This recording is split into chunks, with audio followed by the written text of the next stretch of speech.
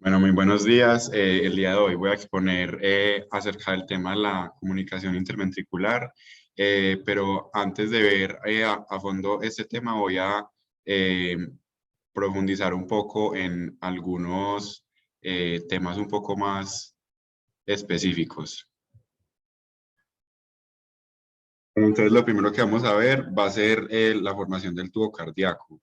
Entonces, gracias al plegamiento transversal, se jalona el corazón primitivo que tenía forma de herradura, eh, producto del campo cardiógeno primario, hacia la zona ventral de la zona digestiva.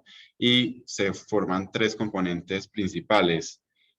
Acá en la imagen se pueden ver los cinco componentes principales del tubo cardíaco. Entonces está más hacia craneal, el saco aórtico, luego está el bulbo donde voy a encontrar el tronco, el cono y el precursor del ventrículo derecho. Luego sigue la zona del ventrículo izquierdo, luego el atrio primitivo y lo más caudal de todo son los senos venosos. Como ya dije, el bulbo es como la zona donde está el tracto de salida, por donde va a crearse la aorta y el tronco pulmonar. Em, ¿Qué más puedo decir acerca de esto? También que los senos venosos se crean en la cuarta semana.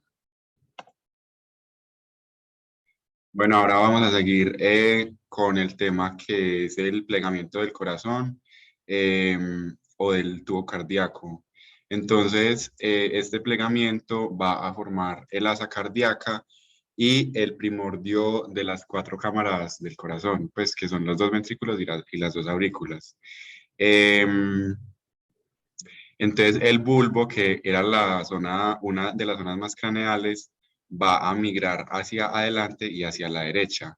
Y el atrio, que era una de las zonas más caudales, seguida de los senos venosos, va a migrar hacia atrás y hacia la izquierda. Luego de este plegamiento, la estructura pasa a ser un arco en vez de un tubo.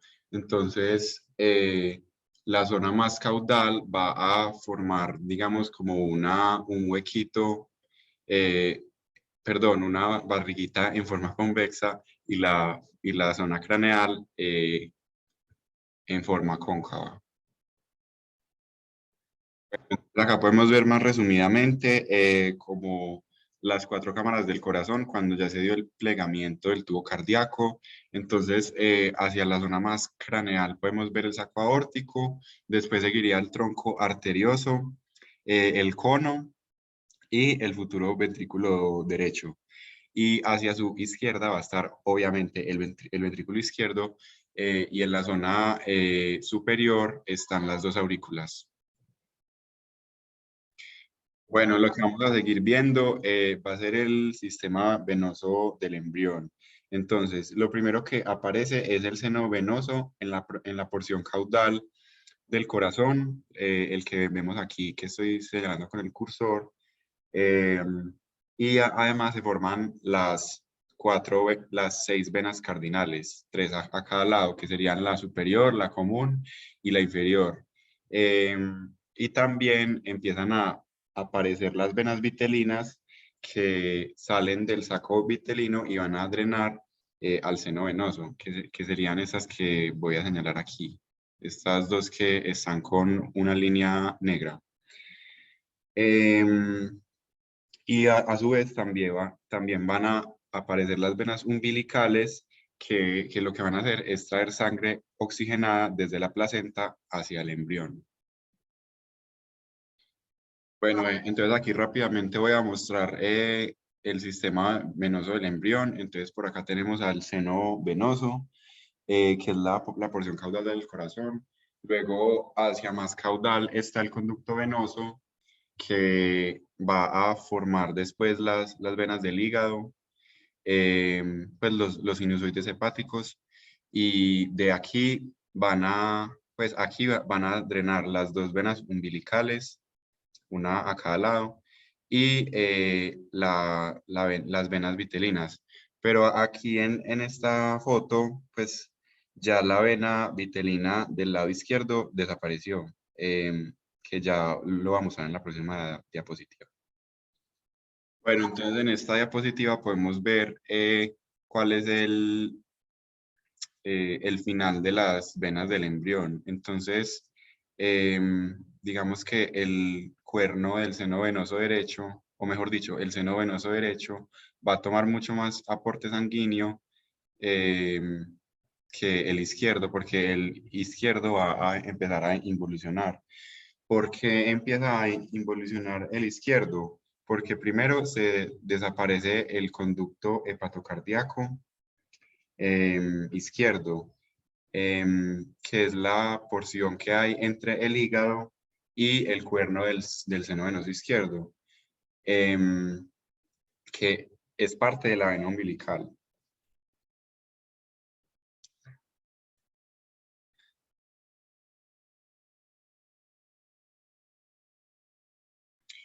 Entonces, como estaba diciendo, la partecita del conducto hepatocardíaco de la vena umbilical izquierda va a desaparecer y la vena umbilical derecha desaparece del todo hacia la séptima semana.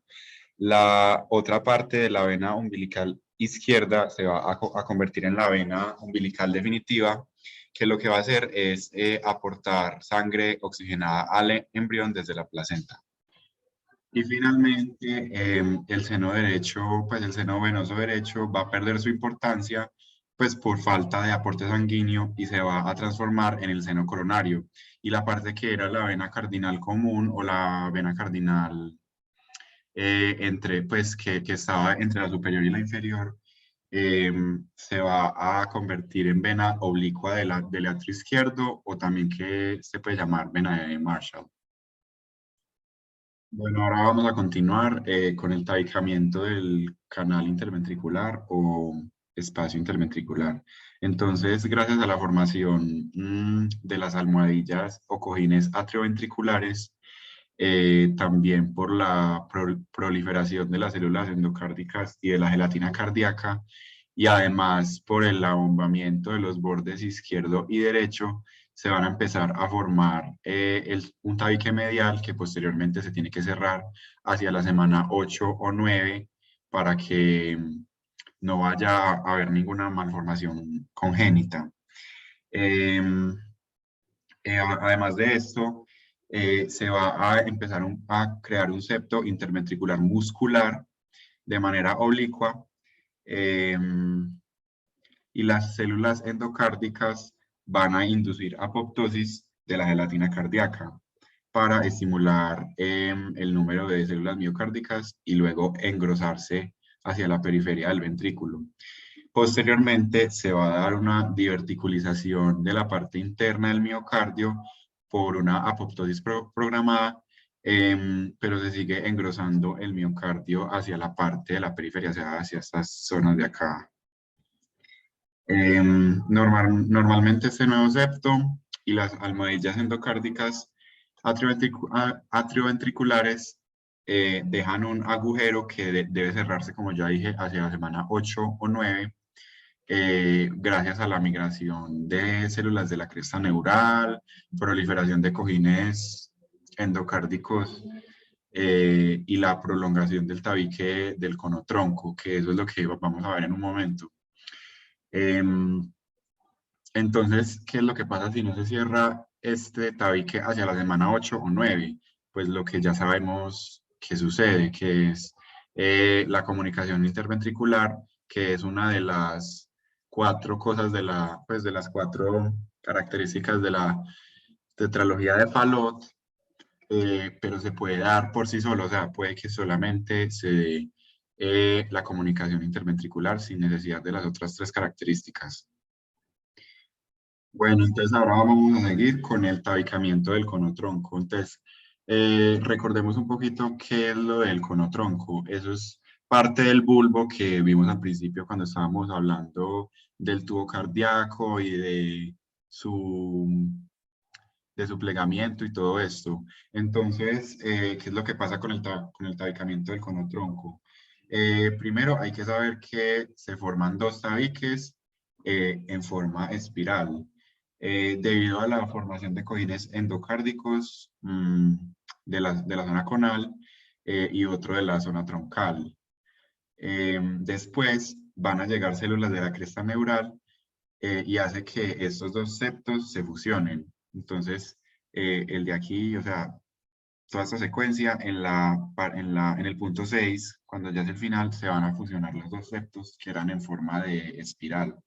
Este nuevo tabique conotroncal se conecta anteriormente con el ventrículo derecho y posterior con el ventrículo izquierdo. La sangre que sale por la parte anterior termina saliendo por la parte posterior y la sangre que salía por la parte posterior termina en la parte anterior. O sea, es por este tabicamiento en espiral de 180 grados, lo que entraba por anterior va a salir por posterior y viceversa. Aquí podemos ver un poco más fácil lo que estaba diciendo hace un momento, que la sangre que entraba por la parte posterior del tabique va a salir por la parte anterior y lo que entraba por la parte anterior va a salir por la parte posterior. Entonces, este tabique lo que va a formar al fin y al cabo van a ser como los dos tractos de salida, tanto el ventrículo derecho como el ventrículo izquierdo. Del ventrículo izquierdo, pues obviamente con la aorta y del ventrículo derecho, pues con el tronco pulmonar. Bueno, entonces ahora seguimos con las diferentes causas que hay de soplos en un recién nacido. Entonces, pueden haber soplos inocentes que pues no tienen ninguna patología y pues son muy comunes entre la población neonata y también entre los adolescentes. Entonces, estos soplos son de naturaleza fisiológica y no están asociados con ninguna enfermedad cardíaca estructural. El otro tipo de soplo puede ser un soplo funcional, que ya este sí es patológico, y indican un desorden hemodinámico secundario a una anemia o un hipertiroidismo, o puede tener otras causas. Bueno, ahora vamos a continuar con los tipos de comunicación interventricular. Como ya dije, si no se cierra ese tabique interventricular hacia la semana 8 o 9 de la gestación, pues el producto del embarazo o el bebé cuando nazca va a tener esa comunicación interventricular, lo que va a tener muchos problemas a nivel fisiológico. Entonces, como están conectados los dos ventrículos, obviamente la sangre oxigenada, pues cuando ya el bebé nace, va a juntarse con la sangre desoxigenada. Y esto pues tiene demasiados problemas a nivel fisiológico porque no es capaz el bebé o el recién nacido pues de poder oxigenar bien todo su cuerpo, sino que se va a mezclar la sangre venosa con la arterial. Em, entonces voy a decir dos tipos.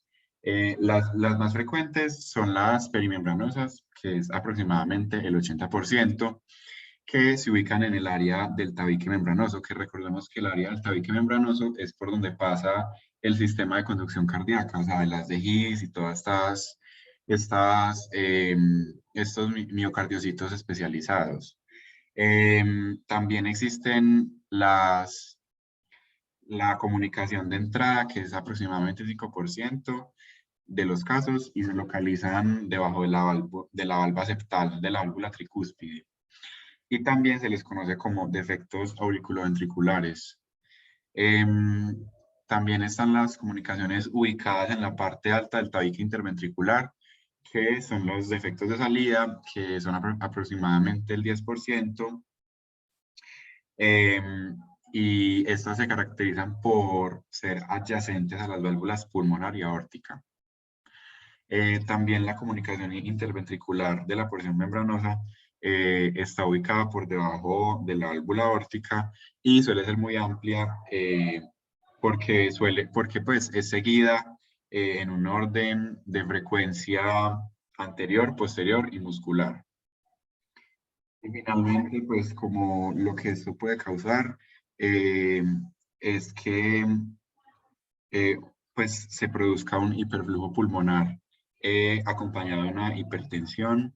Y además, pues como ya vimos que no va a oxigenar bien, pues la sangre que va a salir por la aorta no va a estar totalmente oxigenada, sino que va a estar junto con sangre venosa. Entonces, esto va a producir una cianosis tardía y también una insuficiencia cardíaca. Como ya he dicho muchas veces, es causada por un inadecuado desarrollo del septo interventricular que deja un orificio que permite que la sangre se conecte, pues la sangre no oxigenada con la oxigenada se pueda conectar. Bueno, y finalmente, acá tengo la bibliografía. Me faltó una fuente que es muy importante, que son las clases del doctor Jairo García, para poder hacer esta presentación. Ojalá les haya gustado y muchísimas gracias.